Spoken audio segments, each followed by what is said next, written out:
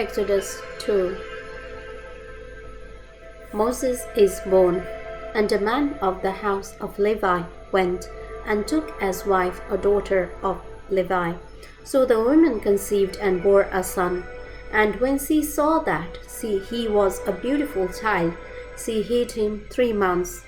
But when she could no longer hide him, she took an ark of bulrushes for him, daubed it with asphalt and pitch, put the child in it, and laid it in the reeds by the river's bank. And his sister stood afar off to know what would be done to him.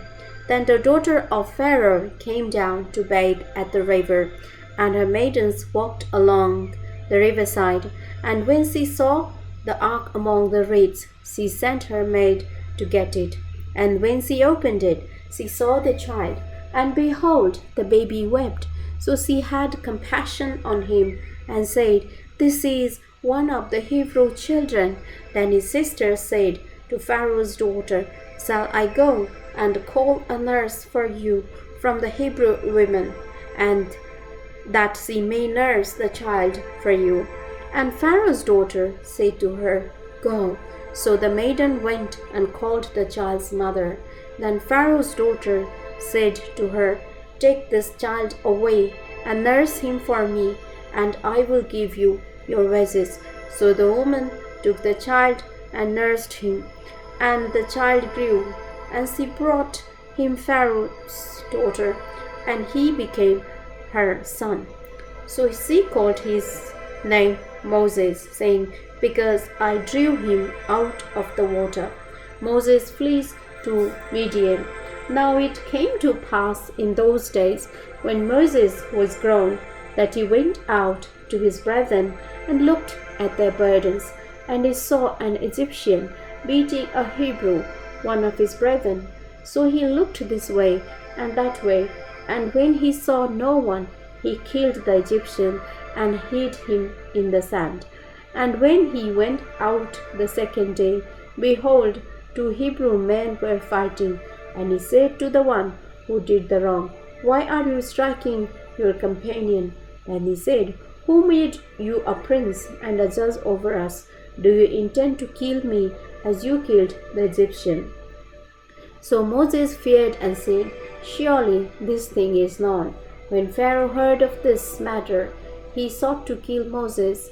But Moses fled from the face of Pharaoh and dwelt in the land of Midian. And he sat down by a well.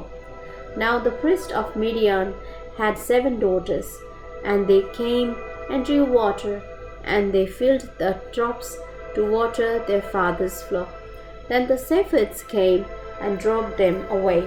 But Moses stood up and helped them and watered their flock. When they came to Reuel their father, he said, "How is it that you have come so soon today?" And they said, "An Egyptian delivered us from the hand of the shepherds, and he also drew enough water for us and watered the flock." So he said to his daughter, "And where is he? Why is it that you have left the man? Call him, that he may eat bread." Then Moses was content to live with the man, and he gave Zipporah his daughter to Moses, and she bore him a son. He called his name Gershom, for he said, "I have been a stranger in a foreign land."